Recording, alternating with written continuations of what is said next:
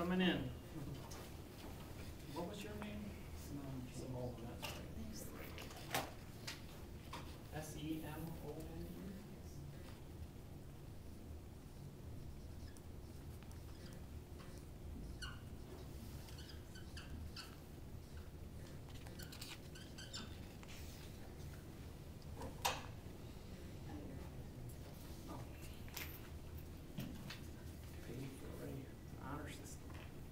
Let's move on to speech number 2, and Ken, could you reset the clock? Sure. There?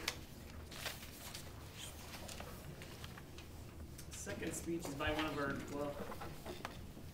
our newest members, maybe our newest member, Lina. She's giving speech number 2 from the Competent Communication Manual, and the objectives for speech 2. Select an outline that allows listeners to easily follow and understand her speech. Make the message clear with supporting material that contributes to the message. Lina works for the Michigan Department of Transportation and the Bureau of Transportation Planning. She grew up in northern Michigan in a tiny town called Atlanta, which has a population of about 800. She came to Lansing in 2000 to attend Michigan State's Urban and Regional Planning Program. She now lives in Williamston with her husband, daughter, and 2 cats on the banks of the Red Cedar River. Giving her speech titled Supporting Women's Childbirth Options, please welcome Lina Chapman.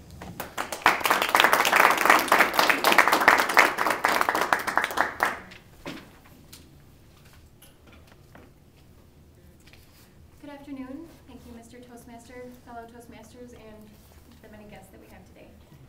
My name is Lina, and today I'm going to talk with you about how I came to the conclusion that a home birth was right for me, and what you might be able to do to support the women in your life, or maybe even yourself, if you're a woman, to have a home birth or even a natural birth in a hospital, or whatever your choice may be. So, once upon a time, before I had my little girl, I had the time to make green juice smoothies every day. I avoided all processed food, and I didn't have a single condiment in my refrigerator. This was a long time ago. I really don't have time for that anymore these days. But during that time, I met a chiropractor who was helping me with some issues I was having with my back. And he and his wife and I, and my husband, became really good friends. And she proceeded to tell me about this home birth, or her 2 home birth experiences, where she essentially gave birth to her children in the middle of her living room in what amounted to a feeding trough that you might find at Tractor Supply Company. And she filled it with medical grade sterile plastic, filled that up with water, and had both of her babies by herself in her living room without any help whatsoever in the squatting position. I was totally blown away by this woman. She was just like, yeah, it was no big deal, it was fine. And she was just amazing to me. And I'd never heard of anybody doing that before, and I didn't even know that it was an option. I really thought that babies were born in hospitals, under the radiant light, with all of the doctors and the professionals there to help you if something goes wrong, because there's so many things that can go wrong. So hearing this woman's story really made me think about what I wanted for the birth that I was going to have with my daughter. And I had an OB at the time who I was assigned. I had Medicaid insurance at the time. I was working 3 part-time jobs before I came here to MDOT, doing various things all over the city. And I really had no options. You're assigned a doctor. I didn't get the chance to kind of interview people and pick somebody that was right for me. So when I told him about my birth plan that I came up with, so I was all excited. I found this birth plan outline online. He was just like, yeah, that's nice. You bring that in with you and we'll take a look at it. And there was really no discussion about any of the things I had on there. And I really felt very dismissed and also terrified that something was going to happen to me in the hospital that I was going to have no control over. And I'm kind of a control freak. And I knew I needed to have the ability to do what I needed to do in that kind of setting. Being pinned down on a table was just like my worst nightmare. So, and I was like, I was really mad after this, after what he said or didn't say that I was expecting him to say. So I told my husband I'm just going to do it myself in my apartment and nobody's going to stop me, and he was terrified. My husband did not want to have any part of that, and he said, please, there's got to be something else that we can do. So I started looking around a little bit more online, and I found a program called Doula's Care program out of Ann Arbor. And what they do is they assign women who are income eligible a doula. Basically, a doula is a person that is there with you, part of your birth team, essentially, that helps you follow your birth plan, reminds the doctors what you wanted, or even helps you have a home birth if that's what you choose to do. So she was basically my advocate. She was my own personal cheerleader, and she came with me to some of my doctor's visits.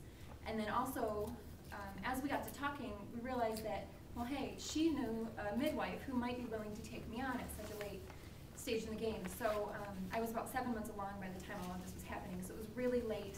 It was hard for me to think about somebody taking on the responsibility of that other doctor, basically. So she found a midwife for me out of Ann Arbor, out of Trillium Birth Services. His name was Stacia, and she was just amazing. I mean, she came to my apartment. I didn't have to go anywhere for all my prenatals, and did all the tummy checking and all that kind of stuff. And she was just a very calm and wise person, and that made me feel really, really comfortable. So finally, the day came when I was actually in active labor. I think I was in denial for a couple of days. I'd been having contractions for about 4 days. So Saturday through Tuesday, I was getting a little bit old, but 8 o'clock rolled around and I couldn't concentrate on the movie me and my husband were trying to watch. So I said, I'm gonna, go lay down, cry, do what I need to do. And then midnight rolled around. I was crying pretty bad, but it was okay. I was dealing with it. Everything was fine. The next couple of hours were quite a blur. And I know that my husband was getting this birthing pool together. We had decided to do a water birth in our apartment. I lived in this little tiny apartment down Hillsdale Street, down here downtown Lansing.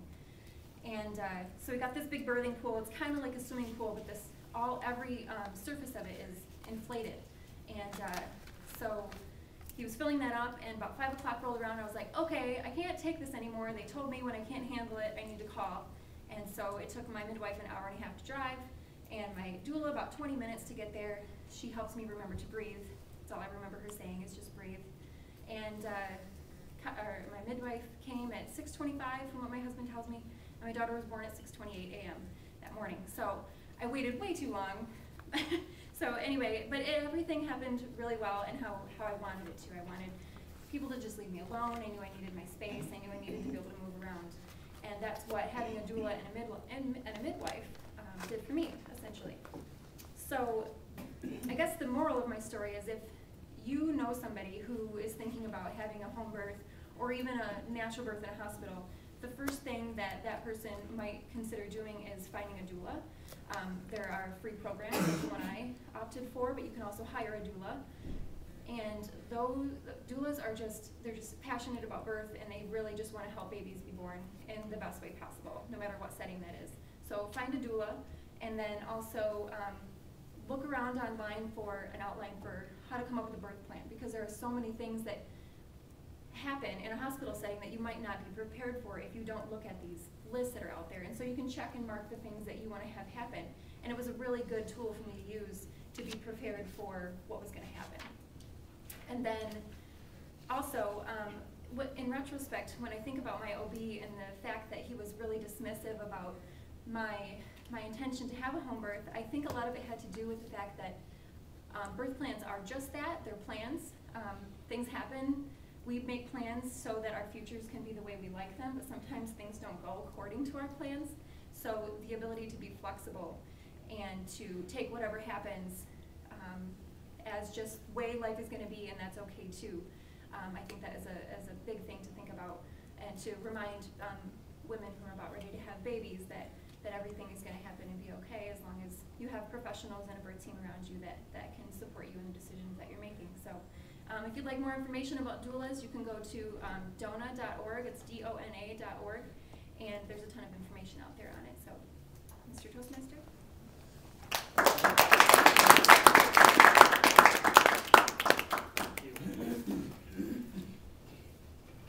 Minute to fill out your sheets again for Lina. Tell her what you liked and what you think she can improve on. We're going to skip our new member ceremony. I hope you don't mind. There's only 2 of them here, and we can get that another week. But I did make you guys name tags. Lina, you got a name tag. All right.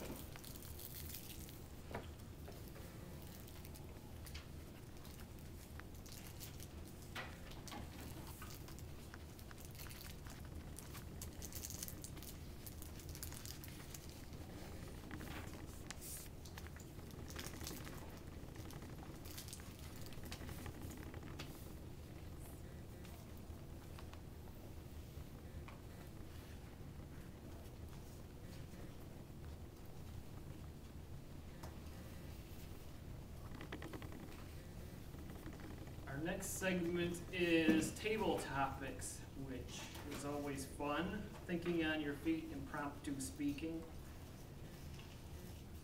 We have a table topics master who will come up with a topic that's unbeknownst to anyone, and you have a volunteer. We might get 2 or 3 in the amount of time we have, and then we all vote on who we think was the best.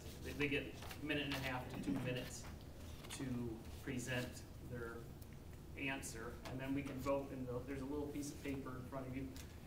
Our table topics master today is Vidya. Please welcome Vidya.